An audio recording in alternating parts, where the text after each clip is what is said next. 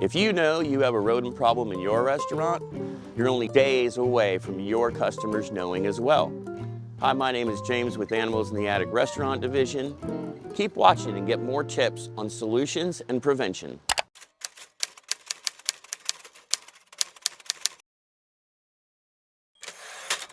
Multi-unit buildings. For restaurants, they can be a nightmare. If you're an ice cream shop or a quick serve restaurant or a fancy restaurant, it doesn't matter. If one unit in your building has rats, you have to assume all of them will sooner or later. First thing you're going to hear is, but there's a firewall in between. Firewalls are great to slow down fires. They don't stop rats or insects, and they don't hermetically seal to the roof. What they do have is a gap up there and plumbing and conduit going through all the walls. Don't be convinced because someone tells you you have a firewall that you're not going to get the guy's rats from next door. It's a fact. You will.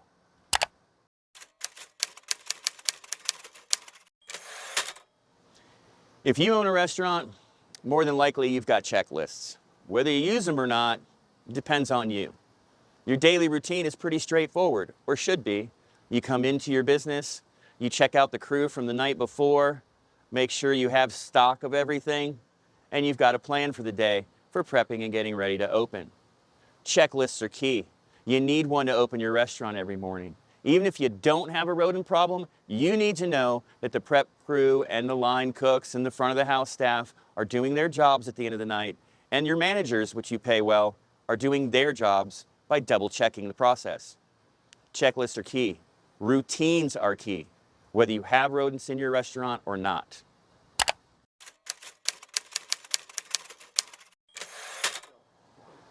Have you been shut down in your restaurant by the health department for rodent issues? It happens. It happens all over the country. Now, it's time to hit it head on, get a professional, and solve the problem. Make less noise than more, be discreet, and handle the situation. If you had a good business before, do the right thing, and you'll be able to recover.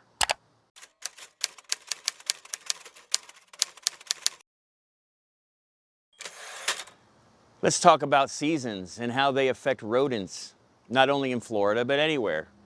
We all know, and it's pretty logical, that when it gets cold outside, animals are going to want to get inside.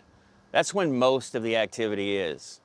But here in Florida especially, rats and raccoons and other rodents, they breed all year. Sure, there's a peak, but every year, all year, they're breeding and creating a nuisance for restaurateurs everywhere.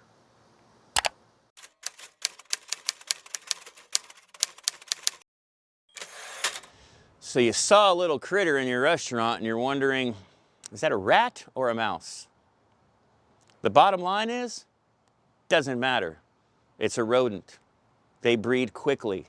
They destroy food supplies and wreck restaurants. Call a professional or keep watching and get the tips you need to solve this problem immediately.